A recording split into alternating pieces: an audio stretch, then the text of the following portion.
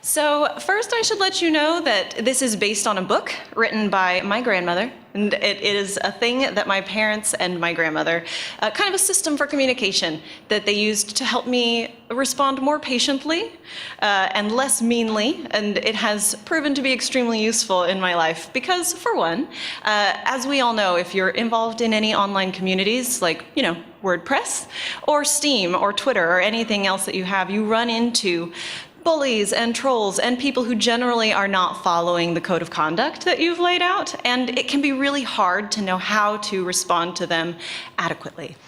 And so, as a general disclaimer, I'm not saying that if you follow this system that I'm about to talk about, what will happen is all the bullies and all the mean people are going to go away and we're going to fix all the world. I'm not saying that, so don't tweet that. However, it will certainly give you kind of a quick start guide of things to ask yourself before you start doing any sort of conflict mediation, and also give you a set of tools, kind of a toolkit to work with as you go. This book was read by all of the technology team at a company that I used to work for that was just notorious for having incredibly bad interpersonal communication inside their office. We had remote workers and half distributed, and the tech team had so much trouble communicating with the rest of the people in the building. This is not standard. Tech folks are so nice all the time. But after they read this book, it really vastly improved everybody's quality of life as far as being a member of that workforce goes. So the first thing that I want to talk about is being able to recognize verbal attack patterns. These are, just so you know, plentiful. There are 8, so if you want to just take a photo of them on the next slide, get your phones ready now. But this is specifically English-based speech patterns. And so we're going to take a look at those. There are 2 parts to a verbal attack, and one is an attack that has a quick emotional reaction so that you instantly get started in a fight, and the other part of a verbal attack is designed to keep control of that person and keep them in the fight with you. These are the 8 common attack patterns in the English language. Like I said, we'll stop, you can take a photo. We're not gonna get through them today, and I won't try. But the first part of it is the bait. That is the part that elicits an immediate and often visceral emotional reaction from the person who is being attacked.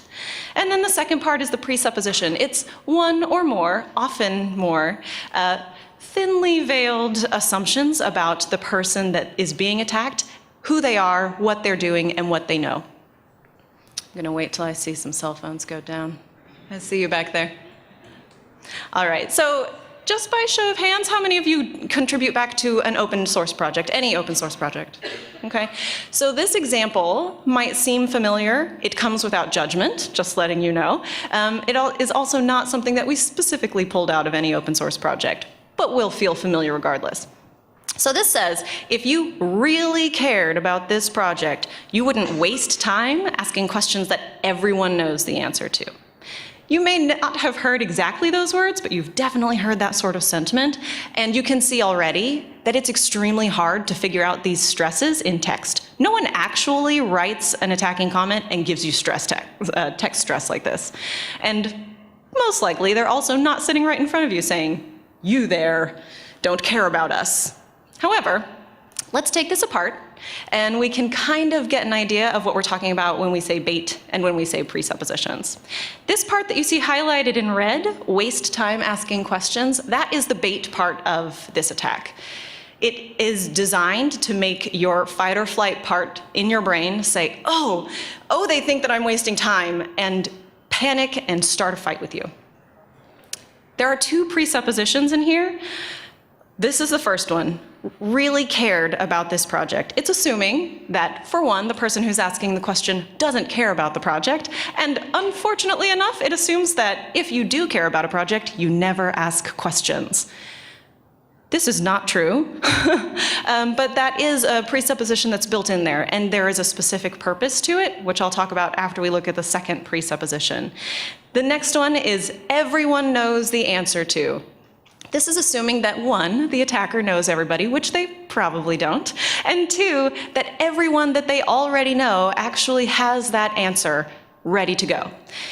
The purpose of the presupposition in a verbal attack is to make sure that those people who are being attacked understand that the attacker is the one in power, they know more people, they care more about the project, all of that stuff. And so it takes this situation where you are ostensibly equals because everybody has a space to contribute to an open source project and says, your stuff is not as good as mine because I know more people and I care more. So the emotional response and then those presuppositions that set it up so that externally, because they didn't say, I do care and questions mean I care, it's set up this idea that obviously you're not as good a contributor to the project. So to deal with this, the next things on this slide are very big picture, very hard to internalize. Don't panic just yet.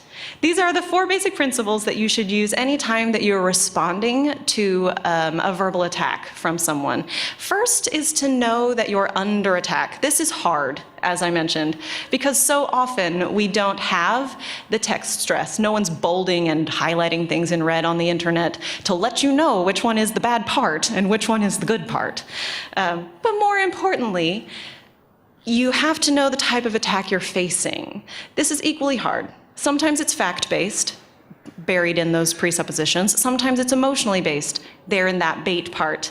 And so often it is a result of extreme fatigue over something that had nothing to do with you. And so understanding where the attack is coming from, incredibly difficult, but also incredibly important. Know how to respond to the attack. We're not talking about this right now because it's coming up in the next slide. You should also have your phones ready for that, although we will take some time to go through them. Knowing how to respond to the attack is difficult on the internet, but we have 5 quick tips that will help you to figure out how to do it for yourself. And 4, know how to follow through. It's one thing to know that you have just had a verbal attack or that you seem to be getting attacked by somebody on the internet or someone in the room with you, and an entirely different thing to know what to do about it. I don't have a lot to say about that other than to say tread carefully, use the tips that we are about to come up with on our quick start guide, and then see what happens from there. So, these 5 things that I'm about to tell you are things that, while I was trying to internalize those 4 principles, like I said, very broad, very big picture. When I was in college and trying to learn how not to be quite so mean on the internet, because the internet was new. Also, don't tweet out that I was ever a mean person. I'm just not that scary. However, these 5 things really helped me to process the information correctly and respond as best I could, given that I was, in my teens.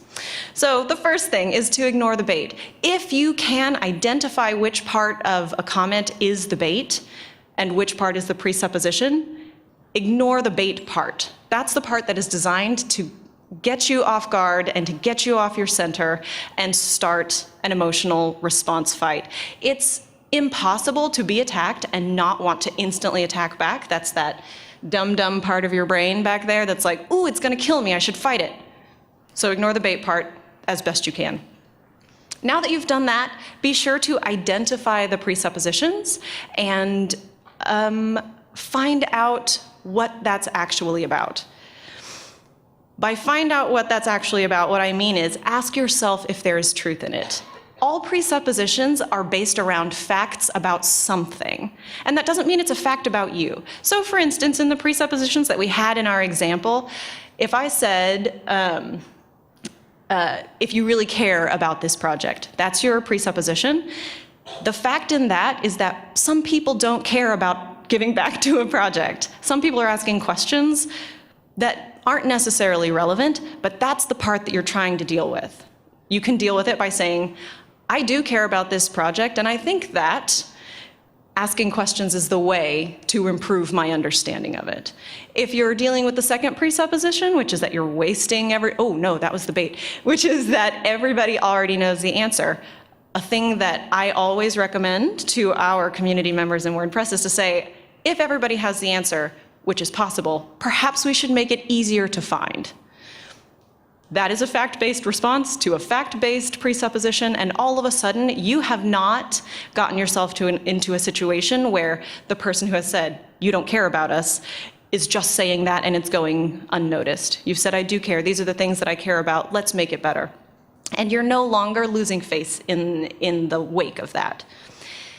This one was really hard for me as a teenager. So assume that no harm is meant. I had across my monitor taped just a little quote that said, "Any response that you make angry is the best response that you will ever regret." Because there's that moment where you're like, well, I'm going to show you, and I'm going to send you this really mean email, and you're going to know how smart I am because I'm mean. We can all take a moment and appreciate how crazy that sounds, right? And I felt that way. I was like, you're going to understand how smart I am because I'm faster at this fight than you are. So assuming that no harm is meant is an extremely important first step, but more important than that is to inhibit your gut reaction. So there's a law called Miller's Law that says the only way that we can have healthy communication is to assume that whatever anyone is saying has some truth in it, and then you should find out what that is true about. That's not literal, it's not word for word, because that was in my notes. But if you look for Miller's Law, you'll find it. The important and difficult part about that is that if I say to you, "Hey, my toaster started talking to me and it scares me," your initial reaction is to say, "Well, that's crazy, toasters don't talk." But really, if you want to have open and honest communication with people on the internet, people in your life, what you should really be compelled to say is, "Man, that would really be stressful. What is the toaster saying to you?" Right? That is an extreme example. I understand that if someone actually has a talking toaster, there are other things you should do. So again, don't tell anyone that I say, "Toasters talk." Don't tweet that. Or tweet it and say that I didn't say it. So to inhibit your gut reaction is a really important part of things.